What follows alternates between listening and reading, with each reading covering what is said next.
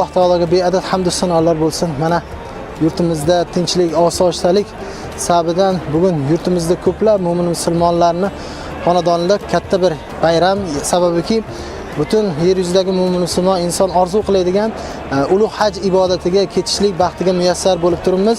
Albatta bunda hozirda haj ziyoratiga ketayotgan yurtdoshlarimiz yurtimiz tomonidan haj ziyoratini amalga oshirishlik uchun tayyorlab qo'yilgan shart-sharoitlarni ko'rib behad shod bo'lishyapti. Alloh taolo bu xursandchiliklarimizni bardavom aylab, o'sha duolar qabul bo'ladigan maskanlarda el yurtimizning tinchligi, xotirjamligi uchun xayrli duolar qilib kelmoqligimizni Alloh taolo o'zi nasib aylasin.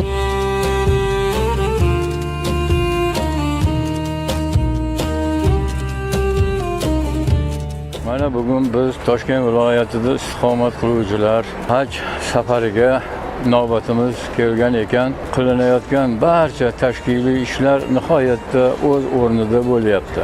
Mana shunday bir tashkiliy ishlarni yaxshi uyushtirgan bizni respublikamizning rahbarlariga, avvalo prezidentimizga, barcha haj safariga ketayotganlar nomidan katta rahmatlar aytaman.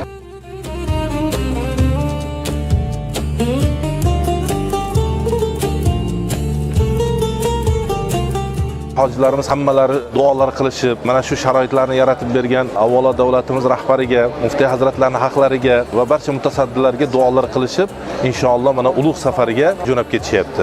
Barcha yurtimizdan ketayotgan hojilarimizga duo qilib qolamizki, sog'-salomat borib, eson-omon ona vatanimizga yana sog'-salomat qaytib kelishlarini Alloh taolodan so'rab qolamiz va albatta ular ham u joyda butun yurtimiz, yurtdoshlarimiz haqqiga duolarda bardavom bo'lishadi inshaalloh.